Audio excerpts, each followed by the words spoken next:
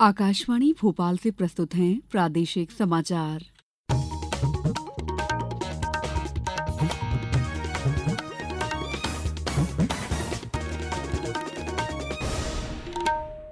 नमस्कार, समाचारों के साथ मैं दीपा सिंह। सबसे पहले मुख्य समाचार।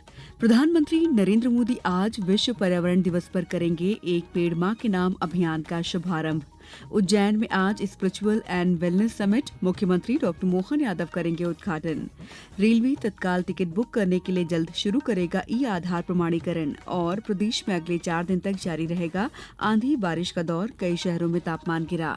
अब समाचार विस्तार से। प्रधानमंत्री नरेंद्र मोदी आज विश्व पर्यावरण दिवस पर एक पेड़ मां के नाम पहल के तहत नई दिल्ली के भगवान महावीर वनस्थली पार्क में विशेष पौधरोपण अभियान का नेतृत्व करेंगे। ये अभियान महत्वाकांक्षी अरावली हरित दीवार परियोजना का महत्वपूर्ण घटक है, जिसका उद्देश्य 700 किलोमीटर लंबी अरावली श्रृंखला पर फिर से वन रोपण करना है। अरावली हरित दीवार परियोजना का लक्ष्य दिल्ली, राजस्थान, हरियाणा और गुजरात के 29 जिलों में अरावली पहाड़ियों के आसपास 5 किलोमीटर का बफर जोन बनाना है। प्रधानमंत्री दिल्ली सरकार की स्वच्छ परिवहन पहल के रूप में 200 इलेक्ट्रिक बसों को भी हरी झंडी दिखाएंगे। विश्व पर्यावरण दिवस आज मनाया जा रहा है। प्रकृति और पृथ्वी के संरक्षण के लिए सकारात्मक पर्यावरणीय कार्रवाई के प्रति दुनिया भर में जागरूकता फैलाने के उद्देश्य से ये दिन मनाया जाता है। इस वर्ष विश्व पर्यावरण दिवस का विषय है प्लास्टिक प्रदूषण को परास्त करना। इधर प्रदेश में मुख्यमंत्री डॉक्टर मोहन यादव आज भोपाल के कुशाभाऊ ठाकरे अंतर्राष्ट्रीय सभागृह में इस वर्ष के एक पेड़ मां के नाम अभियान का शुभारंभ करेंगे। मुख्यमंत्री डॉक्टर मोहन यादव एकीकृत पर्यावरण प्रबंधन पोर्टल लॉन्च करेंगे। साथ ही पीएचडी छात्रवृत्ति और मध्यप्रदेश वार्षिक पर्यावरण पुरस्कार का वितरण भी करेंगे। मुख्यमंत्री राज्य वेटलैंड प्राधिकरण द्वारा तैयार प्रदेश के वेटलैंड एटलस का विमोचन भी करेंगे। भारत में सेवा, सुशासन और गरीब कल्याण के सिद्धांतों से प्रेरित होकर एक दशक में महत्वपूर्ण परिवर्तन हुआ है। आकाशवाणी समाचार आपके लिए पिछले 11 वर्षों में प्रमुख क्षेत्रों में सरकार के प्रयासों पर विशेष फीचर लेकर आया है। आज हम शिक्षा और खेल पर ध्यान केंद्रित कर रहे हैं, जो भारत की अमृत पीढ़ी, युवा पीढ़ी को सशक्त बनाने की कुंजी है। पेश है एक रिपोर्ट। ऐसे देश में जहां 2/3 आबादी 35 वर्ष से कम आयु की है, यह युवा ही हैं जो भारत के भाग्य को आकार देंगे। आज सरकार शिक्षा और खेल के माध्यम से भविष्य के सपनों की नींव रख रही है।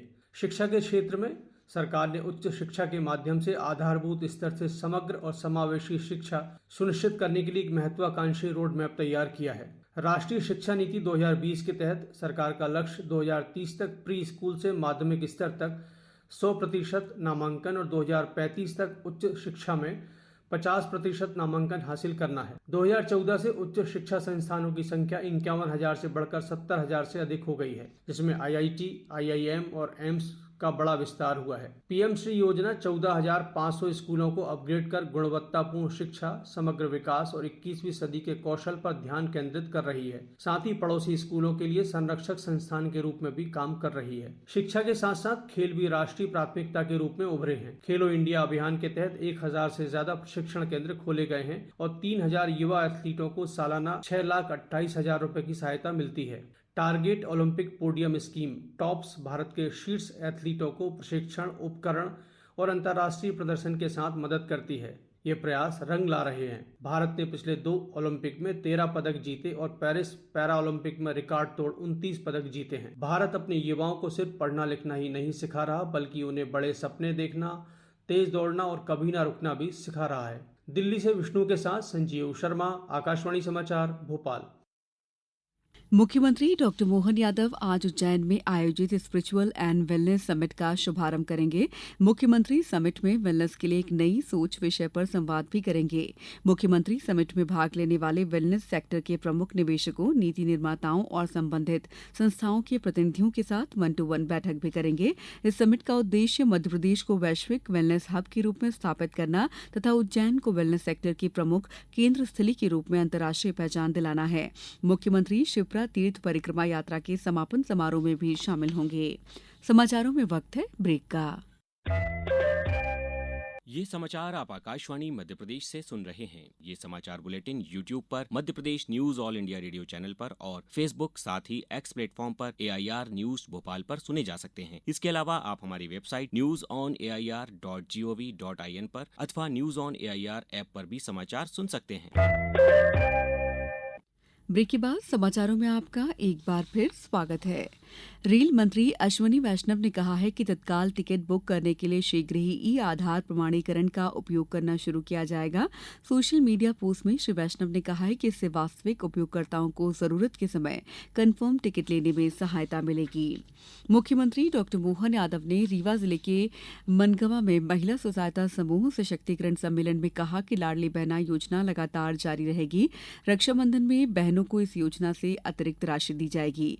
इस योजना की राशि 3 वर्ष में बढ़ाकर 3,000 रुपए तक ले जाएंगे। उन्होंने कहा कि महिला स्व सहायता समूहों को उद्योग लगाने के लिए भी छूट का लाभ दिया जाएगा। मुख्यमंत्री ने सम्मेलन में 50 करोड़ के निर्माण कार्यों का लोकार्पण और भूमि पूजन किया। माता बहनों की आर्थिक स्थिति मजबूत करने के लिए, इनकी कठिनाई और गरीबी दूर करने के लिए हमारी सरकार लगातार काम कर रही है। लाडली बहना राशि आपको जो मिल रही है वो लगातार मिलती जाएगी और बढ़ती जाएगी, बढ़ती जाएगी, बढ़ती जाएगी।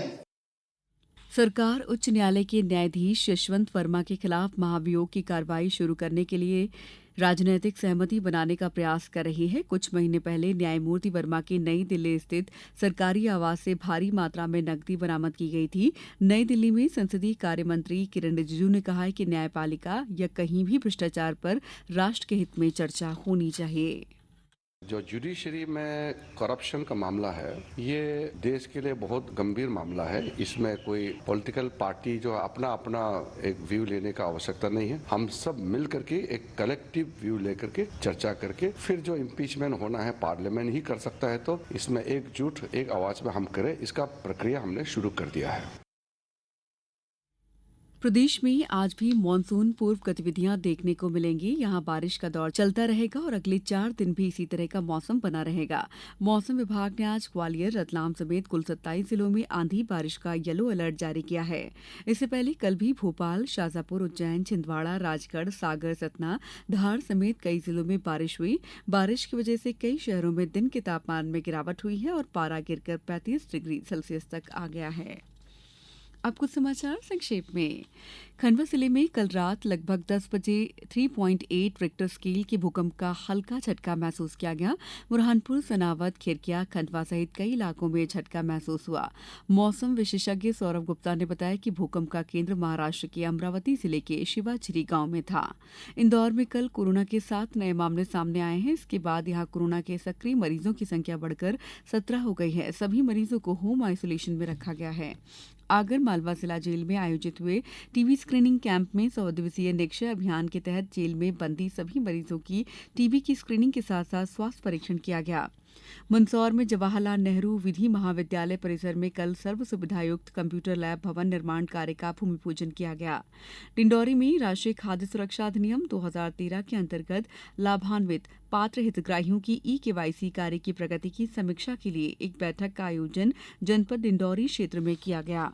मंडला में लोक स्वास्थ्य यांत्रिकी मंत्री संपतिया उइके आज ग्राम झिरिया विकासखंड नैनपुर आगमन कर प्राचीन बावड़ी का अवलोकन कर वृक्षारोपण करेंगी। अनूपपुर में जन और सामुदायिक सहयोग से एक पेड़ मां के नाम के तहत आज पौधरोपण कार्यक्रम किया जाएगा। रायसेन में सृजन सेल्फ डिफेंस और पर्सनालिटी डेवलपमेंट प्रोग्राम के तहत स्कूली विद्यार्थियों को थाना भ्रमण कराया गया। इस बुलेटिन में बस इतना ही। अगला बुलेटिन दोपहर 2:10 पर। नमस्कार।